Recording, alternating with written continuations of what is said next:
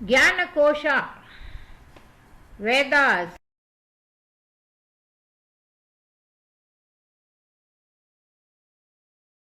ॐ गणानां त्वा गणपतिगुं हवामहे कविं कवीनामुपवस्त्रमस्तमं ज्येष्ठराजं ब्रह्मणान् ब्रह्मणस्पदानः शृण्वन्नोतिभिस्सीदसादनम्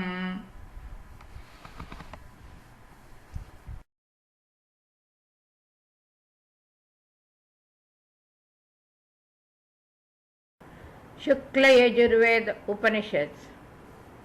Adhyatma Upanishad. Adhyatma Upanishad is one of the 108 Upanishadic Hindu scriptures. It is one of the 19 Upanishads under the Shukla Yajurveda or White Yajurveda. It is classified as a Samanya Upanishad. It is also known as Turyatita Avadhuta Upanishad. The Upanishad expounds on the nature of Brahma. In the invocation, Brahma is praised as limitless and all-pervading in this universe. Prayer is offered for ushering peace in this world. The Adhyatma Upanishad describes the eternal form of Brahma, the unborn one who remains within the recesses of heart. His body is represented as the earth, Prithvi, water, Apa, fire, Agni, air, Vayu, ether, Akasha, mind, Manasa, intellect, Buddhi, sense of self, subconscious mind or memory,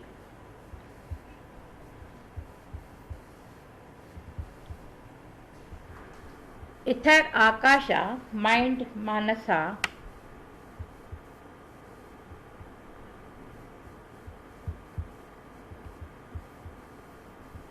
intellect, buddhi, sense of self, ahankara, subconscious mind or memory, chitta, unmanifested, avyakta, indestructible, akshara, and death, mrityu. All of these elements act within themselves and within the body without one's awareness. Brahma is then equated with the god Narayana, Vishnu, who resides in the soul and cleanses everything and washes away all misdeeds. The Upanishad states that one who shuns the ego of I and mine by meditating on Brahman will be aware of his state of Pratyagatma, Brahma in an individual of intellect. He should fix his thoughts on Soham, I am that. His aim should be of selflessness without pursuing worldly things, with total obliviousness to sleeping, gossip and sounds. He should surrender his Atman, soul, to Paramatma, the Supreme Soul. In order to realize Atman, he should not pay any attention to his impure body, a parental burden, which is to be shunned like an outcast. As a confined space becomes one with the infinite space, one should absorb his Atma with the Supreme Soul. The macrocosm and microcosm, which are the storehouses of all impure things, are to be rejected to become the self-luminous substratum. Shunning egoism amounts to a blissful and bright state similar to the moon shining bright after an eclipse. Getting rid of impulsive thoughts will assure a feeling of freedom. An intelligent person avoiding truth gets into an illusory state in the same way as a reed pulled out does not remain straight. The Adhyatma Upanishad also dwells on the concept of samadhi, the consecutive sequence of benefits of vairagya to uparati, to shanti, inner calmness achieved through perfect happiness of the mind. Nivritti, the inward contemplation, will achieve a unique sense of perfect happiness and spirituality. Illusions, upadhi, encompasses the universe. This self, soul, is the ultimate in the entire universe, and it is constituted of the deities Brahma, Vishnu, Indra and Shiva. Extrasensory perception is embedded in the chitta, and hence one's focus should be on the mind. While the thought process leads to reasoning, so is the meaning of a sentence understood by listening. Reincarnation on account of millions of karmas vanishes with devoted attention, which eventually results in moral principles taking roots. This situation is explained by the yogis as the cloud of virtues. As universal space is always in a detached, so is the sage who is aware of his reality also remains detached from future events. The sequence of communication of the teachings of the Adhyatma Upanishad was from the sage Apanaratnama to the god Brahma, sage Angirasa, sage Raikva, and the god Rama, who propagated it to all. And sometimes it is said that it is the incarnation of the previous birth of Vyasa. And that Brahman is infinite and his universe is infinite. The infinite proceeds from the infinite, taking the infinitude of the infinite. It remains as the infinite Brahman alone. Om, let there be peace in me, let there be peace in my environment, let there be peace in the forces that act on me. Here goes the Upanishad. In the cave of the body is eternally set the one unborn. The earth is his body. Though moving within the earth knows him not. The water is his body. Though moving within the water knows him not. The fire is his body. Though moving within the fire knows him not. The air is his body. Though moving within the air knows him not. The ether is his body. Though moving within the ether knows him not. The mind is his body. Though moving within the mind knows him not. The intellect is his body. Though moving within the intellect knows him not. The ego is his body. Though moving within the ego knows him not. The mind stuff is his body. Though moving within the mind stuff knows him not. The unmanifest is his body. Though moving within the unmanifest knows him not. In the imperishable is his body. Though moving within the imperishable knows him not. The death is his body. Though moving within death knows him not. He then is the inner self of all beings, sinless, heaven-born, luminous, the soul Narayana. Superimposition is the thought. I am and mine are the body, the senses, which are all other than the self. Through devotion to Brahman, the wise man should repudiate it. Knowing oneself to the subject, the witness of intellect, and its operations, reject the idea of the self being other than the subject, identifying the I with that, the subject. Rejecting conformity with the world, the body and the Shastras, remove superimposition on the self. The mind of the yogin perishes as he stays without intermission in the self alone, knowing through reasoning, shruti and experience that one is the self of all beings. Without granting for a moment even a toe hold for sleep, gossip, verbal exchanges and self-forgetfulness, meditate on the self in the self. Casting the body far aside, the offspring of parental exhortations as its status is no better than that of an outcast, and becoming Brahman seek fulfillment. Dissolve the self in the supreme self as the pot space is dissolved in infinite space. Then as the infinite be silent forever, O sage. Having become the self-luminous substratum as being, reject both the macrocosm and the microcosm, which are but abodes of impurities. Locating the body bound, I sense in the ever blissful spiritual self renounce the subtle body, eternally be the absolute. Knowing I am that Brahman in which this world appearance exists like a city reflected in a mirror, find fulfillment, O sinless one. Liberated from the grip of egoism like the moon after the eclipse, full ever blissful, self-luminous, one attains one's essence. The destruction of actions leads to that of thought, thence results the dwindling of innate impulses. The obliteration of innate impulses is liberation. It is held to be freedom in life. At all places and by all means perceiving everything as spirit, one achieves the delusion of innate impulses as it strengthens the attitude of universal good and goodwill. Never should one be heedless in devotion to Brahman. Heedlessness is death. So aver the philosophers of Brahman in regard to this sign.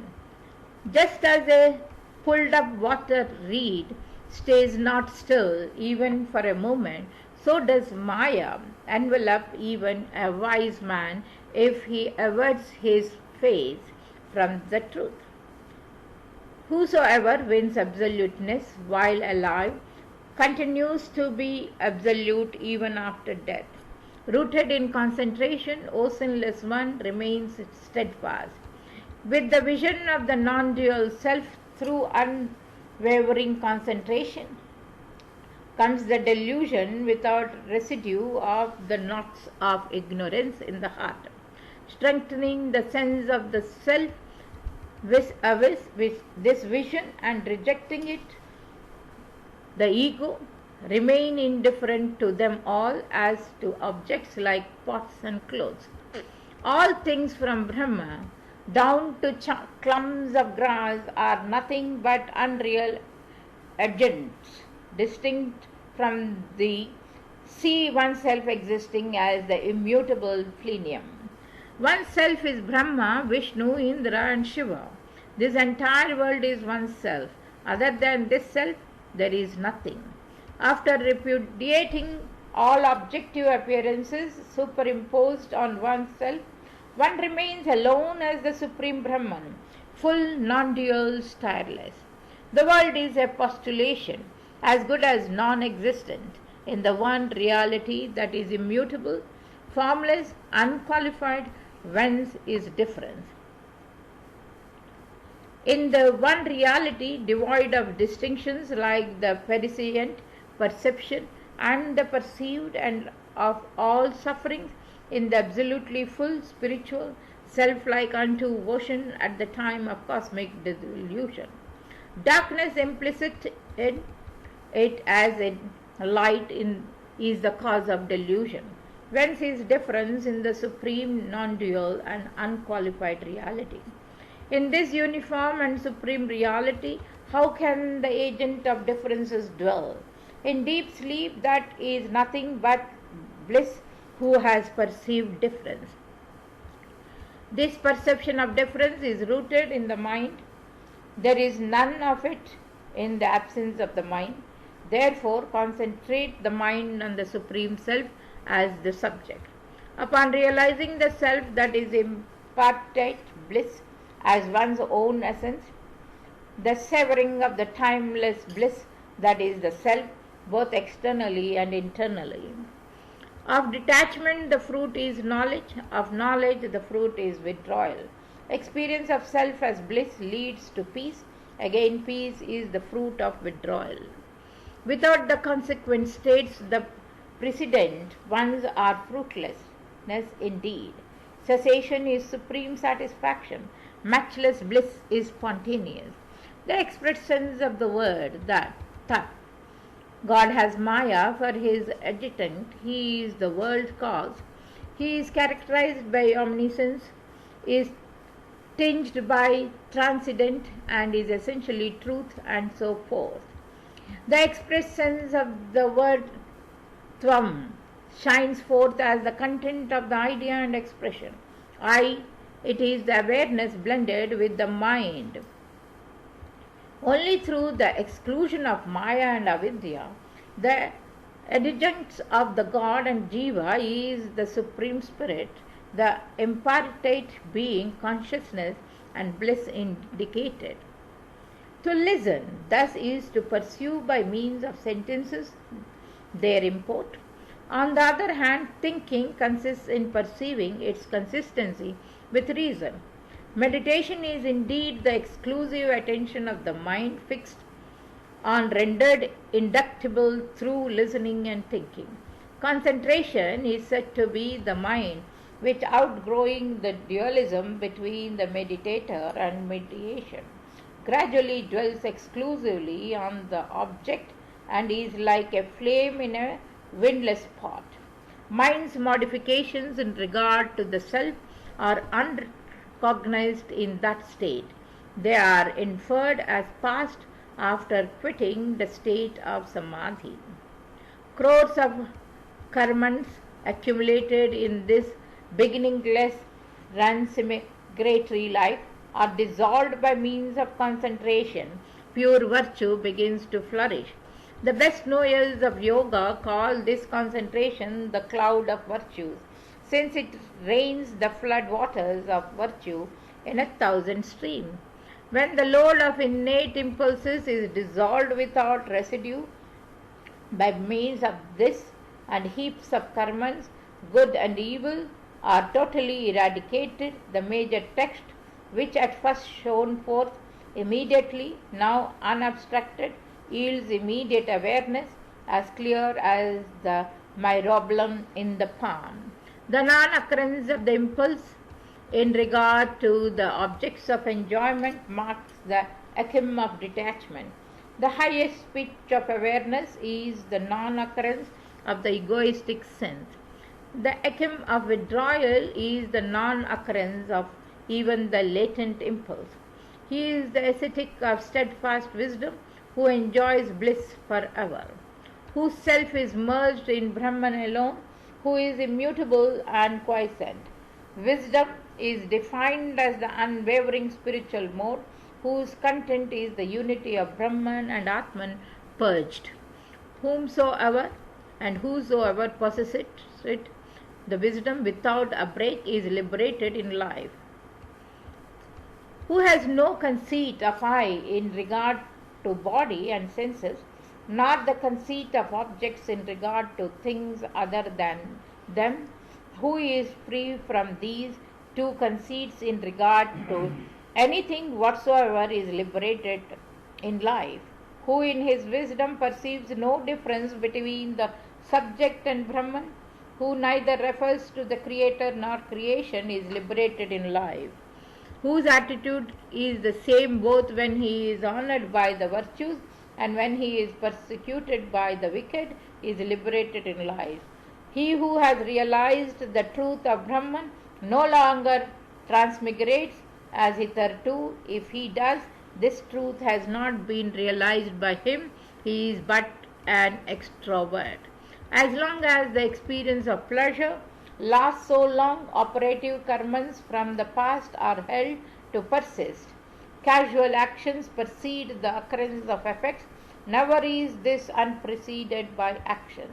Consequent on the experience, I am Brahman, karmas accumulated in the course of actions are dissolved, even as the actions in dreams are upon waking up. Just as nothing clings to space, so to the sage who knows the self to be unattached and indifferent. Future actions cling not in the least degree. Just as space is unaffected by the smell of liquor, though it touches the pot, so is self unaffected by the attributes of its adjuncts. Karmas done before the dawn of knowledge perish not at result of that knowledge. They must produce their proper effect even as an arrow shot to hit a target. The arrow discharged to hit what was taken for a tiger stops not. Though altar is known to be a cow, the target is hit with full force. I am unaging, I am immortal. How can one who knows his self to be such and lives that knowledge, fabricate operative past action. Then only is operative past action real when one mistakes oneself to be the body. The treatment of the body as self is improper, therefore reject of operative past action. The fabrication of operative past actions is also indeed a delusion due to his body. How can the superimposed be real? How can the unreal be born? How can the unborn perish? How can the unreal own operative past actions? To answer the dull-witted, doubtfully ask how this body persists if the entire effects of near-science with their cause are destroyed by knowledge. Shruti with an outward eye propounds the theory of operative past actions not to suggest to the wise that the body are real. A total plenum without beginning and end, measure and change, massed being and intelligence, massed eternal bliss, undiminishing.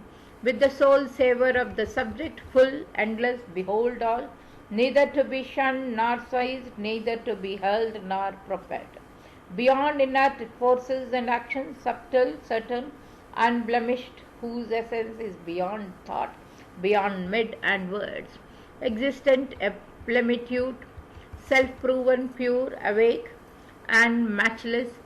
One only is non-dual Brahman. Here is no plurality at all. 2. Apara Tara Tamas was this science imparted. He imparted it to Brahma, who passed it on to Bhog Angirasa. The latter gave it to Raikva and Raikva to Rama. Rama imparted it to all beings. This is the injection in regard to Nirvana. This is the injection of the Vedas of the Veda. This is the secret teaching. Om, that Brahman is infinite and this universe is infinite. The infinite proceeds from the infinite. Taking the infinite out of the infinite, it remains as the infinite. Brahman alone. Om, let there be peace in me, let there be peace in my environment, let there be peace in the forces that act on me. Here ends the Adhyatma Upanishad belonging to the Shukla Yajurveda.